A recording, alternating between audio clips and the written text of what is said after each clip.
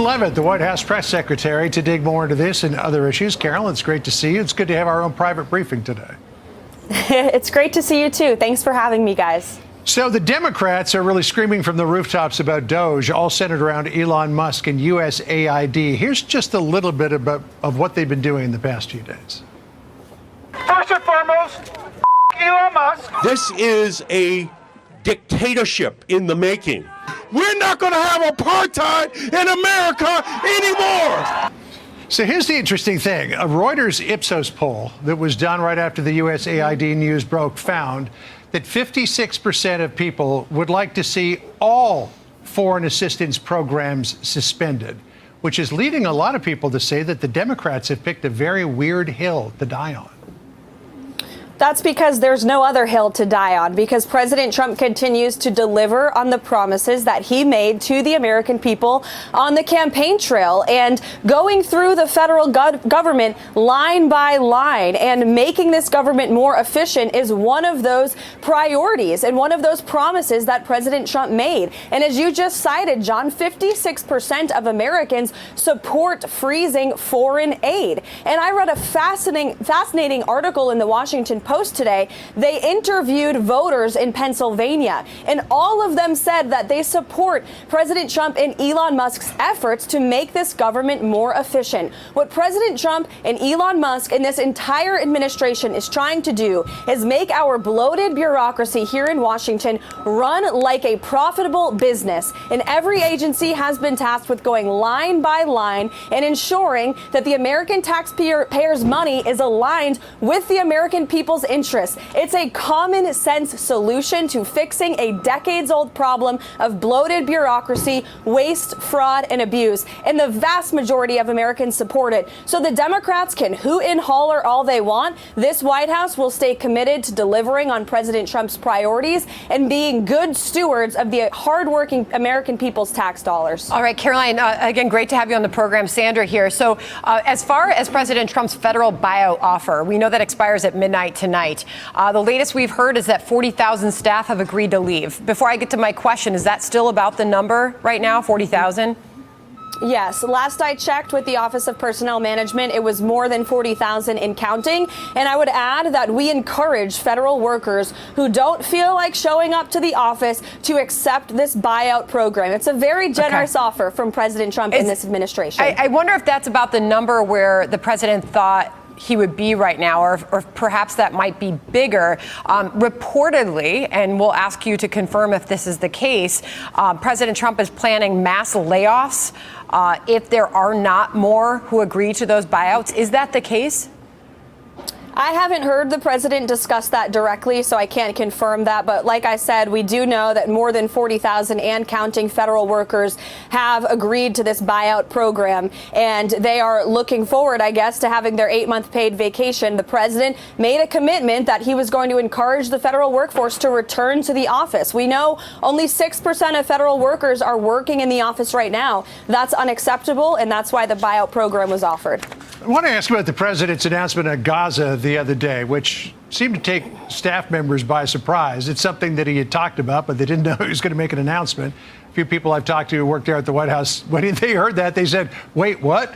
I mean, it's an idea. Some people think that he's laying down the gauntlet to our allies to say, well, if you don't like this idea, have you got a better idea? But the question I have is, he went through the campaign saying that he wanted to get the United States out of its involvement in foreign entanglements. This would seem to be exactly the opposite of that. I don't think so, John. The president has made it clear that he will not be sending boots on the ground at Gaza. He is not committed to that. He also has made it clear that American taxpayers will not be funding this effort. The president is trying to strike a deal to ensure that Gaza can actually be a habitable place for human beings who want to live in peace with real economic development. And President Trump is an outside-of-the-box thinker. That's, again, why the American people elected him, because he has a different perspective to the foreign foreign policy challenges that have been plaguing our world for many, many years. And so this is a great idea, and our partners in the region have begun to discuss it with this administration. We have the King of Bahrain coming to the White House next week, and the president has spoken to many of our partners and allies in the Middle East about this opportunity in Gaza. Okay, in lines of all the spending cuts, there's a lot of concern, and Democrats are penning letters to the president trying to get clarity on where he stands with the Department of Education. Is he planning to completely dismantle this? What right now is his thinking on that? Sure. Well, first, let me say the president is wholeheartedly committed to spending cuts and, of course, making the government more efficient. That's part of what DOGE is already hitting the ground running to do. As when it comes to the Department of Education, the president and his policy team continue to look at options and how to reduce the size of the Department of Education, if not abolish it completely. You heard the president say, half jokingly but also serious, he wants Linda McMahon, who will lead that agency, to put herself out of a job because he wants to return the power over our education system back to the states. In fact, I actually have a statistic in front of me. 70% of 8th graders are at a below proficient level in math and reading. 70%. And that's despite spending hundreds of billions of dollars on education every single year. The current system located in Washington, D.C. is not working. And the president is committed to ensuring that states and parents have a greater say in our children's education system. Yeah, I mean, the state of education in America, for the most part, is scandalous. There's no doubt about that. I wanted to ask you about the executive order that the president signed yesterday in what was a brilliant moment of stagecraft at the White House, surrounded by all those young female athletes, as the president codified in an executive order the fact that transgender athletes have to stay out of women's sports. But in order to really codify that, that's going to take an act of Congress. Is the president moving down that direction?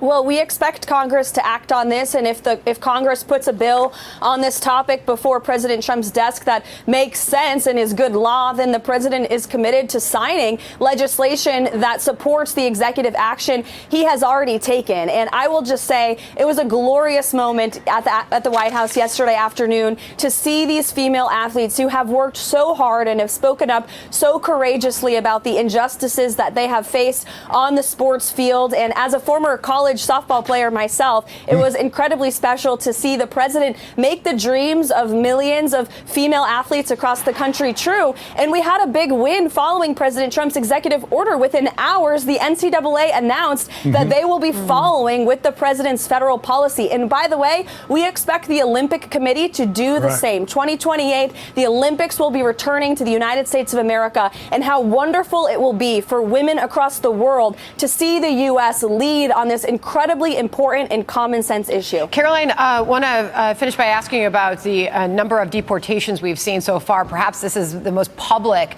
action for the American people that they've seen under this new presidency. Is the president happy, content with the number of deportations we've seen so far? There's reports that those numbers have not reached the heights he was hoping.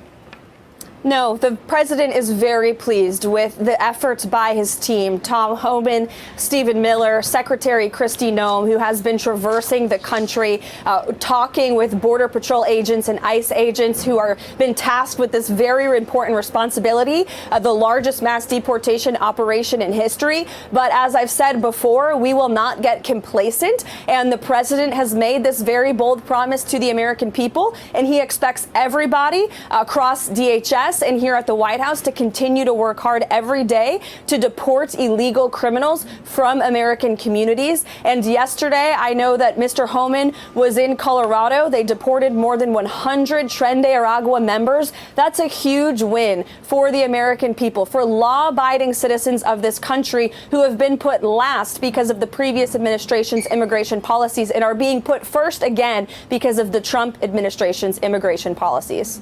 Karoline, thank you for coming on and spending time with us today. And it almost feels like I'm back in the front row in the briefing room. You should come join us, John, anytime. Well, I appreciated our times that we spent together chatting in the lower press office some years ago. Yes. All right. Karoline, thank you so much. Come back soon. Thanks, guys.